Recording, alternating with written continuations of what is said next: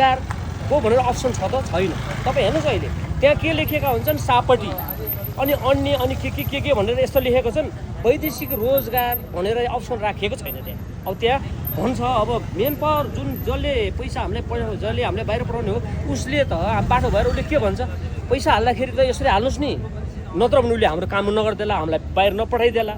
अब पठाऊ के थाहा ल त्यो सापटी भनेर त्यो गरेर हाल्नुहोस् पैसा हाल्नुहोस् फेरि तपाईँलाई त त्यो हुन्छ अप्ठ्यारो हुन्छ। हामीले त्यो सापटी भनेर ल्याएको छ। अब यही सापटीले गर्दाखेरि यहाँ वैदेशिक रोजगार खुल्न आएन।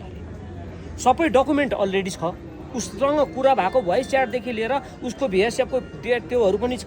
त्योहरू भएर चाहिँ अब यहाँ चाहिँ के आयो खुल्न आएन भन्दाखेरि चाहिँ नि उहाँले चाहिँ नि पहिला तपाईँले पैसा हाल्दाखेरि चाहिँ नि वैदेशिक रोजगार हाल्नु भएन। वैदेशिक रोजगारको अप्सनै छैन त के गर्ने अन्यमा हाल्नु। ए भए यति कुरा सबै थोक हामीलाई थाहा भयो हामी अहिले किन फस्दैनौँ त अहिले हामी चाहिँ नि बाहिर जाने भनेर हामी किन फस्यौँ त भन्दाखेरि यस्तै थाहा नपाएर फस्यौँ। तर यस्तैको लागि चाहिँ हामी म अहिले 4-5 दिनदेखि म धाइरहेको छु। यहाँ आउँदाखेरि के हुन्छ तपाईँको प्रक्रिया पुगेको छैन ए बाबा तपाईँहरू हामीलाई उहाँहरू त हामीलाई सहयोग गर्न बसेको तपाईँले यो चाहियो ऊ चाहियो भने ए बाबा मात्र हामी पीडित छौँ भनेपछि वैदेशिक रोजगारको हो कि